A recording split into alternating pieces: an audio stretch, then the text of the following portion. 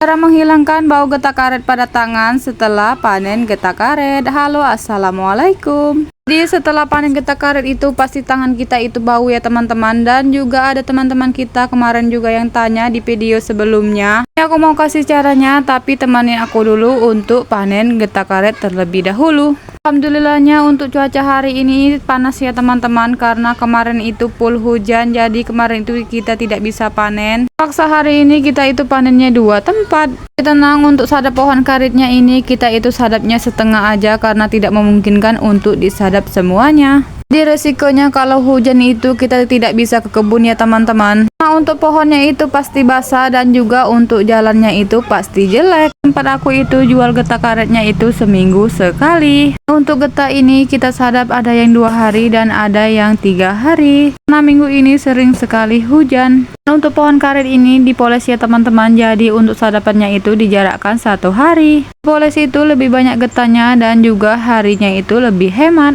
Kita itu tidak tiap hari sadap ke pohon karetnya ya teman-teman. Padahal kalau pohon karetnya itu tidak dipoles, pasti disadapnya itu setiap hari. Nah, untuk hasilnya itu jauh lebih banyak yang dipoles ya teman-teman. Kalau getah karetnya itu banyak-banyak dan untuk tempatnya itu penuh-penuh, jadi seru kalau lagi panennya. Jadi semangat walaupun capek. Dan ini seperti yang suami aku itu panen di 1 batang ini aja, untuk tanya itu hampir 4 saya atau wadah seperti ini. Seru kalau lagi panen seperti ini ya teman-teman. Tapi yang kalau sedihnya itu kalau lagi hujan aja, untuk getah karetnya ini pasti hilang. Nah, untuk getah polesan itu cucurnya itu lama ya teman-teman, sampai malam pun masih cucur. Dan ini untuk ember aku itu sudah penuh, langsung aja mau aku taruh di dalam baknya seperti ini. Dan sebelumnya tadi untuk getahnya ini udah kita panen bagian bekunya aja, karena kalau semuanya di videoin pasti lama ya teman-teman. Dan ini kita dapatnya 3 bak seperti ini, tapi ini masih banyak ya teman-teman yang belum kita panenin atau kita katangin. Ini ember selanjutnya, aku nggak tahu ini ember yang keberapa. Dan ini singkat cerita untuk panen getah karetnya udah selesai. Nah, alhamdulillahnya itu paling senang ya teman-teman kalau udah mau selesai itu.